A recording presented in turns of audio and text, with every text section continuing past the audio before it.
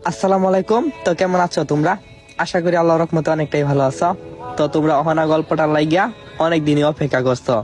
তো তুম করে বুক ভরা ভালোবাসা আর বেশি কথা না কইয়া চলো আমরা অহনা গল্পের সিজন 2টা শুরু কইরা দেই। মাহমিদ কিছু বলল না, উত্তর দিত আনিচ্ছুক। অহনা হাত ধরে তাকে বাড়িতে নিয়ে গেল। ক্লান্ত থাকায় সবাই ঘুমিয়ে পড়ে। অহনা এপাশ উপাস করে, ঘুম আসছে না তার, হাজারো প্রশ্ন মনে। উঠে পড়ে বিছানা থেকে, দরজা খুলে বাইরে বের হই। মাহমিদ তার কাঁধে হাত রাখে। যাচ্ছ কোথায়?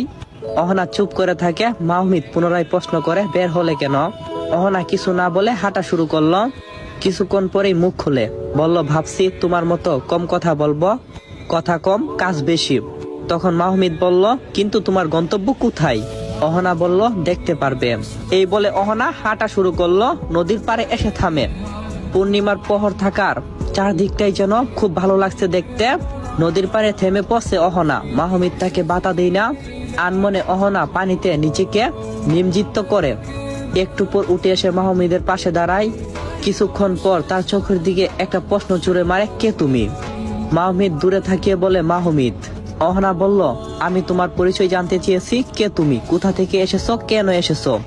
আমাকে কেন সাহায্য করছো? কি সম্পর্ক আমাদের মাঝে? এসব প্রশ্নের উত্তর জানতে চাই আমি। মাহমিদ বলল, জেনে কি করবে? অহনা বলল, সেটা তোমার না জানলেও চলবে, আপাতত নিজের পরিচয় দাও। মাহমিদ বলল, এই মুহূর্তে আমার কোনো পরিচয় নেই, না আর থাকবে। অহনা ভেবে বলল, তোমার কথা কখনো আমি পুরোটা বুঝি না। তা তুমি কি স্পষ্ট করে কথা বলতে পারো না? আমার হাসফাস লাগে তোমার মধ্যে। আমি অন্যরকম কিছু দেখতে পাই। মাহমিদ বলল, তুমি সেটাই দেখতে পাও যেটা অপূর্ণ ছিল। অহনা মাহমিদের কাঁধে স্পর্শ করে, কিন্তু ছুতে পারে না। কাকুতি জড়ানো কণ্ঠে বলে, আমি তোমাকে ছুতে চাই মাহমিদ। মাহমিদ কিছুটা দূরে সরে যায়। অহনা আবারও এগিয়ে আসে। কিন্তু কেন এমন অদৃশ্য হয়ে থাকো? পাশে থাকলেও কোনো অস্তিত্ব নেই। আমার কেন জানি ভীষণ কষ্ট লাগে। মাহমিদ বলল, কিসের কষ্ট তোমার? অহনা বলল, জানি না, কিন্তু এই মুহূর্তে তোমাকে আমি সশরীরে দেখতে চাই, দেখা দাও। অহনার কথায় মাহমিদ কোমল হয়ে যায়, দৃশ্যমান হতে থাকে আস্তে আস্তে। আর এদিকে অহনা মাহমিদের কাঁধে স্পর্শ করতেই সে ব্যথায় শব্দ করে উঠে। মাহমিদ কোমল সুরে বলল, ব্যথা হচ্ছে খুব, তাই না? তখন অহনা বলল, এখন কোনো ব্যথা নেই। মাহমিদ বলল, আর থাকবেও না। আমি সব ঠিক করে দিলাম। মুহূর্তেই সব ব্যথা উদাও হয়ে যায়। মাহমিদের স্পর্শের জাদুতে অহনার শরীরটা চাঙ্গা হয়ে ওঠে। মাহমিদ বলল, তোমাকে একা গড়ে রেখে বাইরে যাওয়া ওই দিন উচিত হয় নাই আমার। আমি না গেলে হয়তো এত কিছু গড়তো না। অহনা বলল, নিজের দোষ দিচ্ছ কেন? দোষী আমি রেগে গিয়ে বের করে দিয়েছি।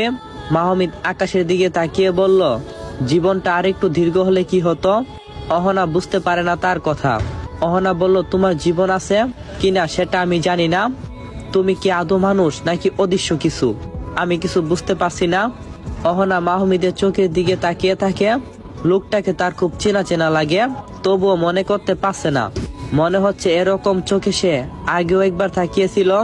অনেক কথা জমা রয়েছে ওই চোখে। অহনা বলল, এই তুমি সব সময় অদৃশ্য থাকো কেন? কেন লোকের সামনে আসো না? তোমার কি কারোর সাথে কথা বলতে ভালো লাগে না?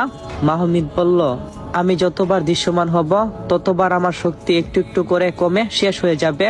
দুটো কাজের জন্য আমি এখানে এসেছি, সেগুলো শেষ না হতেই শক্তি শেষ হয়ে গেলে দুর্ভাগ্য নেমে আসবে আমার কপালে।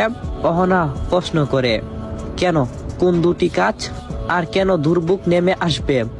মাহমিদ বলল, খুব শীঘ্রই জানতে পারবে। হঠাৎ বাতাস বইতে শুরু করে। ভিজে থাকার কারণে অহনার শীত করে। আস্তে আস্তে সে আরো জরুলো হয়ে শীতে শীতে দাঁত চেপে আসে অহনা। অহনা মাহমিদের দিকে তাকিয়ে দেখলো সে এক মনে নদীর পানির দিকে তাকিয়ে আছে। রাগে ফুসফুস করে বলল, কখনো কি বাংলা সিনেমা দেখছো? মাহমিদ অবাক হয়ে বলল, না, আমি এসব পছন্দ করতাম না। অহনা বলল, পছন্দ করতে না মানে? যাই হোক, সেজন্যই এই অবস্থা। মাহমিদ বলল, কেন, কি হয়েছে? অহনা বলল, তুমি তো দেখোনি, বলে কি করব? মাহমিদ বলল, বলো।